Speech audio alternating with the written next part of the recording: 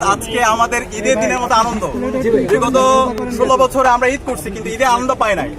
আজকে খুনি হাসিনার রায়ের মাধ্যমে, তার মৃত্যুদণ্ড রায়ের মাধ্যমে আজকে বাংলাদেশে ঈদের আনন্দ বিরাজ করছে। এবং একই সাথে আজকের এই রায়ের মাধ্যমে জুলাই বিজয় হয়েছে, জুলাইয়ের প্রজন্ম বিজয় হয়েছে, ইনসাফের বিজয় হয়েছে। তো আমরা প্রথমত হচ্ছে আমাদের আন্তর্জাতিক অপরাধ ট্রাইব্যুনালকে ধন্যবাদ জানাচ্ছি, এরপর হচ্ছে ইন্টারিম সরকারকে ধন্যবাদ জানাচ্ছি। এই খুনি হাসিনাকে যে মৃত্যুদণ্ড রায়, তার যে অপরাধ, সেই অপরাধ অনুযায়ী তার প্রথম রায়, তাকে মৃত্যুদণ্ডের রায় ঘোষণা দেওয়ার জন্য। একই সাথে সাবেক স্বরাষ্ট্র মন্ত্রী খুনি আসাদুজ্জামান কামাল, তার মৃত্যুদণ্ড রায় ঘোষণা দেওয়ার জন্য।